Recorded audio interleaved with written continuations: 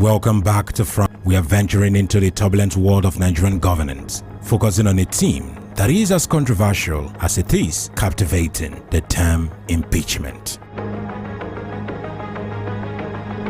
Imagine this: a governor, once a symbol of hope and change, suddenly ousted in a whirlwind of accusation and political intrigue. What could drive an entire state to rise against its leader? Today, we review the shocking tales of governors who found themselves on the wrong side of power: impeachment.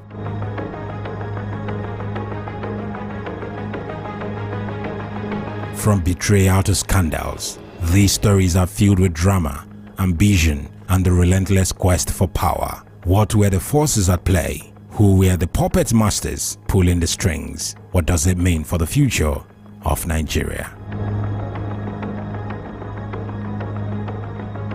Buckle up, because this is a journey into the heart of Nigerian politics that you won't want to miss. Make sure to subscribe and turn on the notifications so you are the first to catch our deep dive into the chaos and complexity of untold stories. Let's uncover the truth behind these impeachments.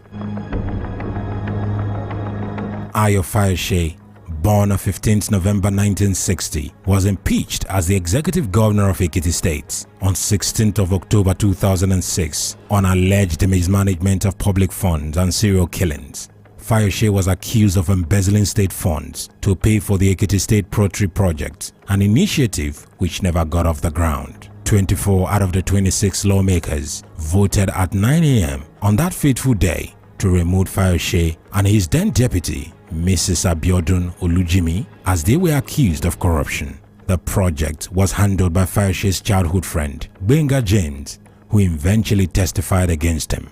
Investigations reveal that instead of spending the money on the project, James used 9.25 million naira to build a house in Ibadan for Fayose and bought a Mercedes-Benz worth 2.1 million naira for Fayose's mother, among other things. The investigation was done in Fayose's absence as the governor disappeared before the impeachment proceedings were completed. Fayose is believed to have fled the country with the help of security agents in order to avoid being arrested by officials of the Economic and Financial Crimes Commission. Rumors at the time had it that his escape was facilitated by the Inspector General of Police, Sunday Ihedero, and the Commissioner of Police in Ekiti State as at that time, Mrs. Ivy Okoronkwo. Mrs. Okoronkwo was accused of dismantling roadblocks leading to Ibadan and Lagos to enable Fayose leave the state. He eventually returned from exile in December 2007 and was again elected and sworn in as governor in 2014. The Supreme Court eventually set aside Fayose's impeachment in April of 2015 after deciding that the process was not validly carried out.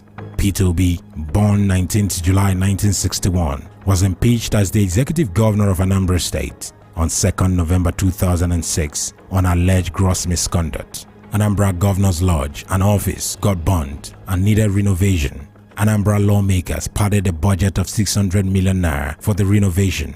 Peter Obi said no.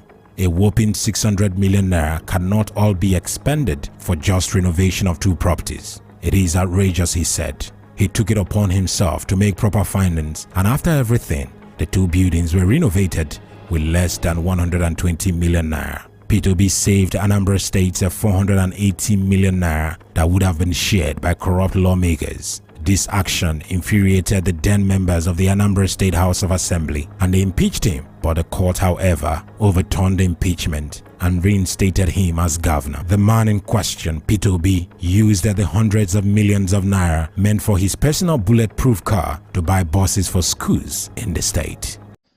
So you go and check my record as the governor. I was impeached for 3 reasons. 1, my office had a approved budget to be renovated for 298 million naira. I renovated everything with 43,200,000. My lodge, to repair and renovate the lodge where the governor lives, which is me, was 486 million naira. I did everything with 81 million naira. Number 3 item was that I was saving money without the authority of the house. From day one, I said we must save money. And that went through. For 8 years I was governor. Go ask any contractor whether any contractor was sat with me to talk about what is I'm entitled to, inflated any contract, any supplier, anybody. And when I left office, it's record. I left $75 billion, $500 million at that time. Joshua Darii was impeached as the executive governor of Plateau State on 13th November 2006 on alleged siphon of public fund and money laundering in London. Nigerian legislators in Plateau State impeached the Plateau State Governor Joshua Darii on corruption charges. According to the then Speaker, Mr. Depailong, they impeached the governor based on the interim report they received from a panel set up by the acting Chief Judge, Mr. Lazarus Dayken. The Plateau State House of Assembly became the 5th Nigerian legislature that year to remove its chief executive in a nationwide campaign said to be endorsed by no less than President Olusegun Obasanjo and spurged the untrue investigations by the Economic and Financial Crimes Commission, the EFCC. Obasanjo appointed to probe political corruption. 31 of the country's 36 state governors were under investigation by the EFCC for possible corruption. Governor Joshua was also being investigated in Britain as at that time on money laundering charges, tried to fend off his impeachment by removing the state Chief Justice Lazarus Dayken, swearing in a new acting Chief Judge, Ibrahim Dakwang, and having the judge dissolve the panel probing his alleged wrongdoing, but the House of Assembly overturned those actions when it sacked the governor.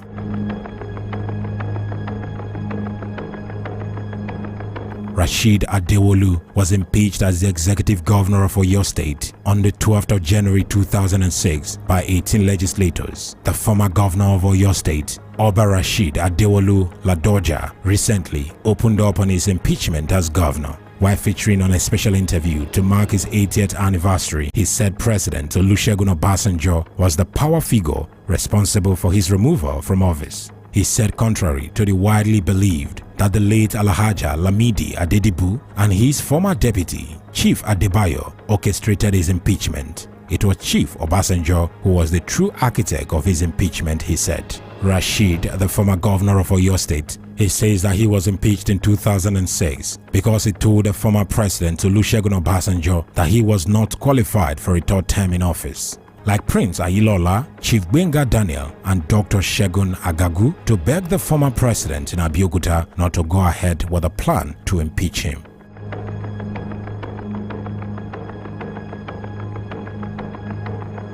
Depriye Alamesia was impeached as the executive governor of Bayelsa State on November 9th of 2005 on alleged corruption, which includes the theft of public fund, abuse of office, and money laundering.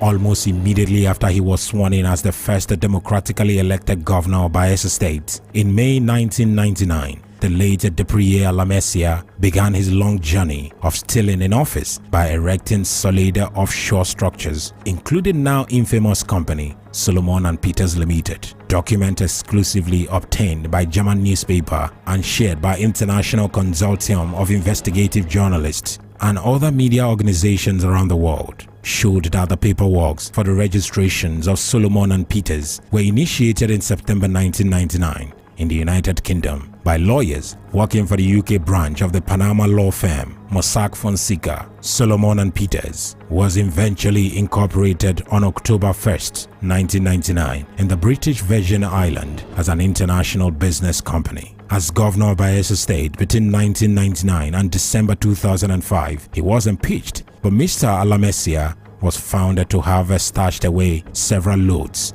measured in millions of British pounds and US dollars in different parts of the world. Solomon and Peters was central in it all.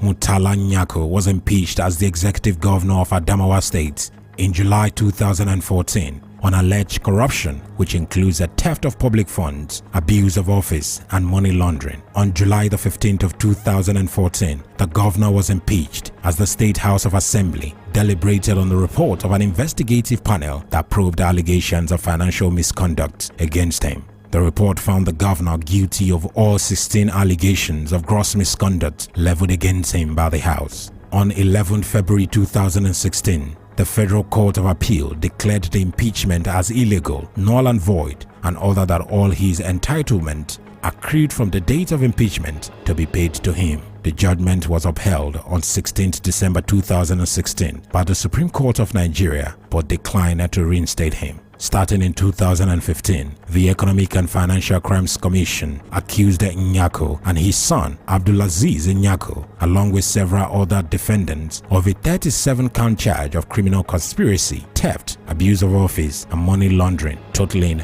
over 29 million naira. The trial began on July the 7th of 2015, with the EFCC closing its case 4 years later on 3rd November of 2019. Having called 21 witnesses, the defense then filed a no case to answer submission. Judge Okon Abang of the Abuja Division of the Federal High Court dismissed the submission in July of 2021 before ordering the defense to present its case in October of the same year.